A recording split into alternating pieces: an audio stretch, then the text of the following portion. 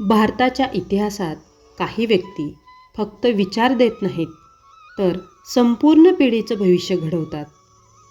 अशाच एका थोर कर्मयोद्ध्याचं नाव म्हणजे स्वामी विवेकानंद.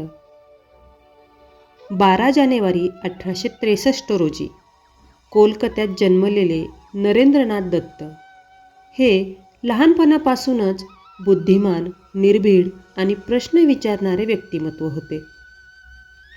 त्यांना केवळ यश नको होतं, तर जीवनाचा खरा अर्थ शोधायचा होता. ईश्वर आहे का, हा प्रश्न त्यांच्या मनात होता. पण या प्रश्नाचं उत्तर ते शब्दात नव्हे, तर अनुभवात शोधत होते. रामकृष्ण परमहंस यांच्या सानिध्यात नरेंद्रनाथांच्या जीवनाला नवी दिशा मिळाली. इथेच त्यांना उमगलं, साधना म्हणजे जगापासून दूर जाणं नव्हे, तर जगासाठी जगणं. याच क्षणापासून नरेंद्रनाथ झाले स्वामी विवेकानंद. स्वामी विवेकानंदांनी संपूर्ण भारतभर भ्रमण केलं. एकीकडे ऐश्वर्य तर दुसरीकडे दारिद्र्य त्यांना दिसलं. यातून त्यांना स्पष्ट जाणवलं की भारताचा खरा प्रश्न अज्ञान नाही, तर दुर्लक्ष आणि असंवेदनशीलता आहे. याच प्रवासात त्यांच्या कर्मविचारांना राष्ट्रसेवेचे रूप मिळालं. 1893 साली अमेरिकेतील शिकागो धर्म परिषदेत स्वामी विवेकानंदांनी भारताचं प्रतिनिधित्व केलं.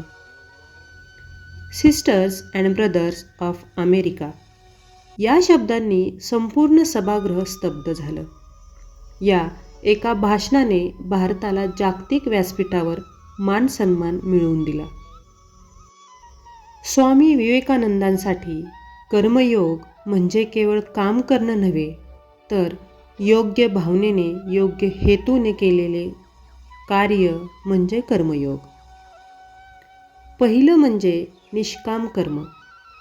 अपेक्षाविना, फळाची आसक्ती न ठेवता केलेले काम माणसाला आतून मुक्त करतं. दुसरं म्हणजे सेवा म्हणजेच ईश्वरपूजन. भुकेल्याला अन्न, अशिक्षिताला शिक्षण, दुर्बलाला आधार हेच त्यांच्यासाठी खरं पूजन होतं.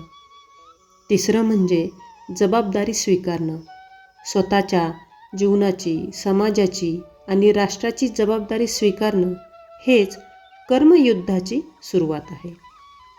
चौथं म्हणजे कर्मातून चरित्र घडतं. माणसाचे मोठेपण तो काय बोलतो यावर नाही, तर तो काय करतो यावर ठरतं. आणि पाचवं म्हणजे कर्मातून राष्ट्रनिर्मिती. प्रत्येकाने स्वतःचं काम राष्ट्रसेवेच्या भावनेने केलं, तर राष्ट्र आपोआप उभं राहतं. 1897 साली स्वामी विवेकानंदांनी रामकृष्ण मिशनची स्थापना केली. शिक्षण, आरोग्य, सेवा या क्षेत्रातून त्यांनी विचारांना कृतीचं रूप दिलं. स्वामी विवेकानंदांची जयंती म्हणजे केवळ स्मरणाचा दिवस नाही. 12 जानेवारी हा दिवस राष्ट्रीय युवक दिन म्हणून साजरा केला जातो. कारण स्वामी विवेकानंदांचा सर्वात मोठा विश्वास हा भारतीय तरुणाईवर होता. ते म्हणतात, तरुण उठले, लढले, घडले तर राष्ट्र उभं राहील. आजचा युवक जर स्वामी विवेकानंदांचा विचार स्वतःच्या जीवनात उतरवला, तर प्रत्येक विद्यार्थी, प्रत्येक कामगार आणि प्रत्येक नागरिक हा एक कर्मयोद्धा बनेल. आणि हाच आहे राष्ट्रीय युवक दिन साजरा करण्याचा खरा अर्थ. स्वामी विवेकानंद हे केवळ संत नव्हते, ते राष्ट्र घडवणारे कर्मयोद्धे होते. 12 जानेवारी फक्त जयंती नाही, ही आहे तरुणाईला जागं करण्याची हाक. उठा, जागे व्हा आणि कर्मातून भारत घडवा. धन्यवाद.